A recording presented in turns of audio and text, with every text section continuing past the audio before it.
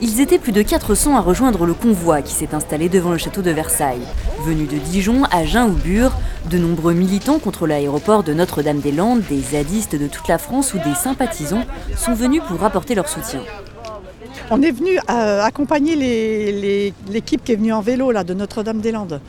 Et Noël approche, la ville d'Elancourt a décidé de réinstaurer les illuminations de Noël pour l'occasion après les avoir supprimées pendant 2 hivers. 2 structures lumineuses géantes ont donc été inaugurées, comme vous pouvez le voir, hier à la mairie de la commune et dans le centre commercial des 7 Mars. L'idée première, c'était pas de vivre 30 ans pour les Restos du Cœur, c'était de dépanner et sur plutôt le court terme des gens qui étaient dans la pauvreté et le besoin. Et qu'est-ce qu'on voit, c'est que alors qu'au début, on a dû servir 50 000 repas, maintenant, on en a servi au niveau national 130 millions. Donc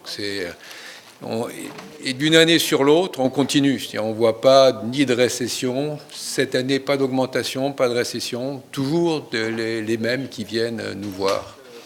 Journée internationale de lutte contre le sida, le nombre de contaminations est en hausse. Les initiatives se multiplient pour sensibiliser la population. Nous irons dans un lycée de Trappes qui a décidé d'utiliser l'art pour interpeller les élèves sur ce sujet. Chez nous à Guyancourt, on va organiser des journées portes ouvertes pour que nos concitoyens, les voisins, viennent à la mosquée, partagent un thé avec nous et posent leurs questions. Nous serons ouverts et l'événement sera organisé d'ici la fin de l'année. Une date sera précisée. L'objectif, c'est d'ouvrir la porte et d'accueillir tous les concitoyens, quelles que soient leurs origines et leur religion, pour débattre sur les sujets, poser des questions et lever les amalgames.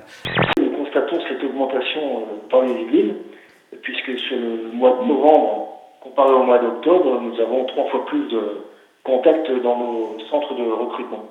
Alors, qui sont ceux qui souhaitent justement intégrer l'armée suite à justement les attentats de Paris du 13 novembre dernier? Et est-ce que vous avez justement besoin de ces candidatures? Alors oui, nous avons besoin de ces candidatures, puisque comme vous le savez, le président de la République a décidé d'augmenter de 11 000 hommes la force terrestre d'ici 2016. Et ces jeunes qui viennent ont tous un point commun, c'est que ce sont tous de jeunes Français qui ont entre 17 ans et demi et 30 ans. C'est avec ce casque que Jean-Baptiste Gressin a servi aux côtés des Anglais dans la Royal Air Force en 1942. À 95 ans, il se rappelle des ordres comme si c'était hier. Yes, of course. By the left, quick march. Pour moi, la France, c'est vivant et je suis toujours prêt à donner. Et c'est arrivé à un plaisir pour moi de donner. William Bertrand, 13 ans, est déjà un as du volant sans son permis en poche.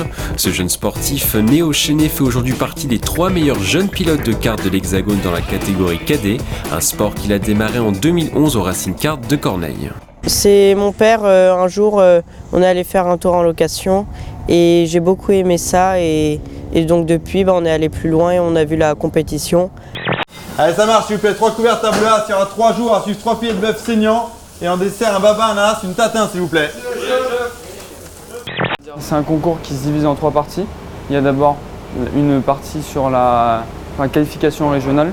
C'est une finale régionale qui, pour moi, était dans l'Île-de-France. Ensuite, il y avait la demi-finale nationale. Et maintenant, j'en suis à la finale.